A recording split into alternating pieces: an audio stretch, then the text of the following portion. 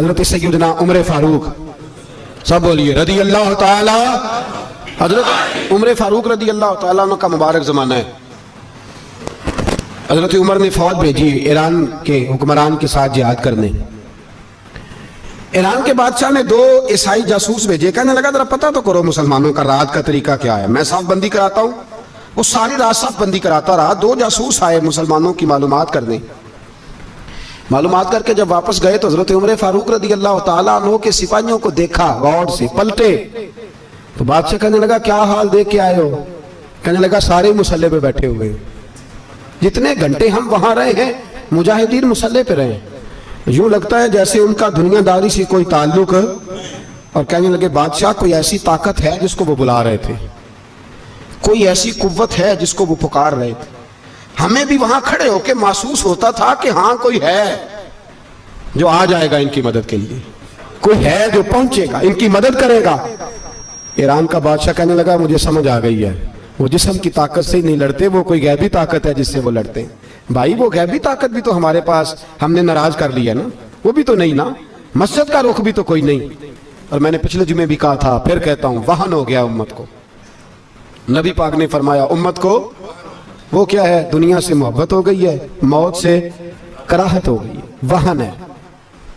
صحابہ کرام کو موت سے بڑا پیار تھا، موت سے بڑی محبت کر، ہماری طرح نہیں، وہ کہتے تھے مریں گے تو منو مٹی، تو وہاں ٹھیک ہے عذاب قبر حق ہے، لیکن میں کہا کرتا ہوں سالوں کے بعد جو پردیس سے ماں کے پاس آئے، ماں اسے عذاب نہیں دیتی، اس کا ماتھا چوما کرتی ہے۔ اور بھائی جو رب کریم کی بارگاہ میں جائے گا تیرا کیا خیال ہے، گل سڑ جائے گا؟ مدینے والے حبیب نے فرمایا قبر المؤمن روضۃ من ریاض الجنہ، فرمایا میرا مومن جب قبر میں جاتا ہے تو اللہ جنت کے سارے دروازے کھول دیتا ہے، وہ تو اللہ کی رحمت میں پہنچتا ہے۔ کون کہتا ہے مومن مر گئے، وہ تو قید سے چھوٹے اپنے گھر گئے۔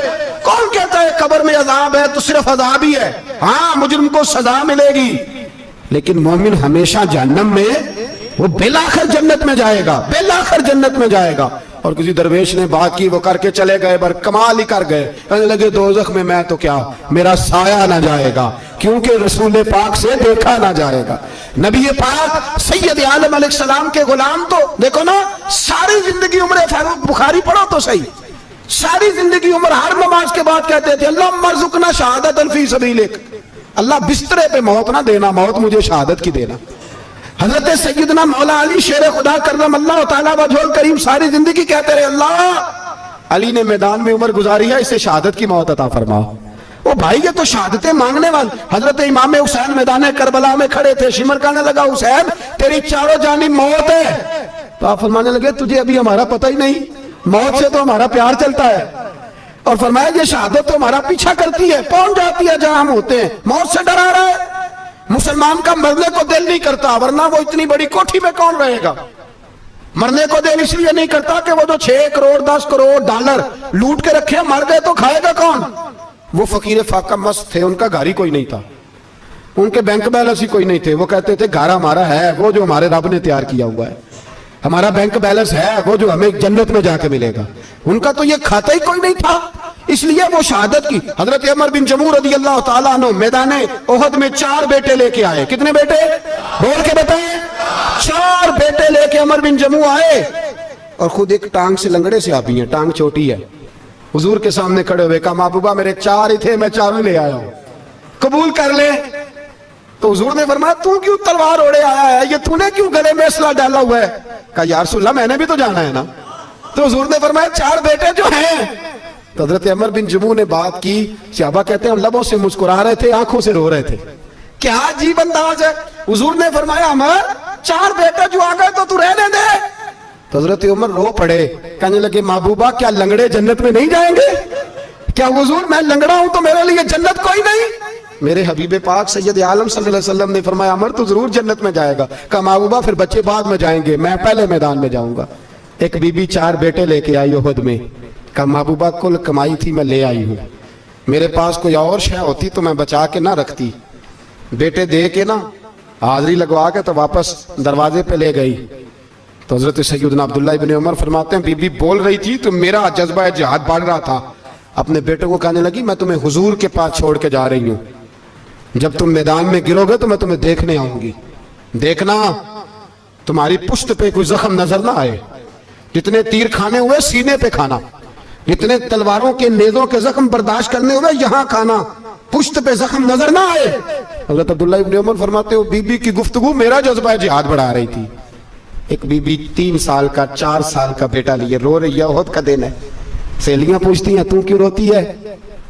वो कहती है देखो मेरा खामद भी बदर में शहीद हो गया, भाई और बाप भी। दिल करता है कोई जवान बेटा होता तो आज मुस्तफा के साथ उसे ही भेज देती। कोई जवान मेरे पास है ही 3 साल का, तो क्या करूं? 3-4 साल का बच्चा क्या करेगा? पता नहीं क्या दलील आई, अचानक उठी, बेटे को सीने से लगाया, कपड़ा डाला, मस्जिद नबवी पहुंच गई।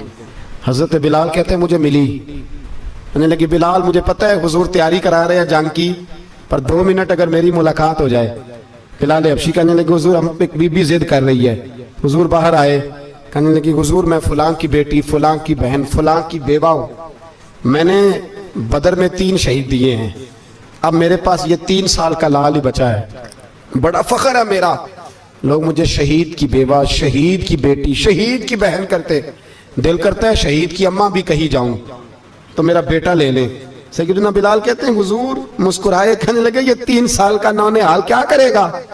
कहते हैं अम्मा का अजीब जज्बा है। कहने लगी महबूबा सुना है असला भी थोड़ा ही है, ढालें ज्यादा कोई नहीं, मेरा बेटा साथ रख लें, जब आपकी तरफ कोई तीर आया ना तो मेरा बेटा ढाल के तो इसको ढाल बना के आगे कर देना। महबूबा ढाल तो बानी सकता है ना। हजरत बिलाल फरमाते हैं मुस्तफा करीम ने फरमाया जा मैंने कबूल किया, कयामत के दिन बेटा घर ले जा, जब तेरा नाम पुकारा जाएगा तो शहीद की अम्मा कह के ही पुकारा जाएगा, जा तू घर ले जा। कहते हैं चलते चलते एक गरीबनी और आ गई, इतनी सी हट्टी बांध की, इतनी सी। बिलाल हुजूर से मुलाकात हो जाएगी, नबी पाक आ गए तो कहा महबूबा ये गलबा इस्लाम में मेरा भी हिस्सा डाल ले। हुजूर ने फरमाया ये क्या है?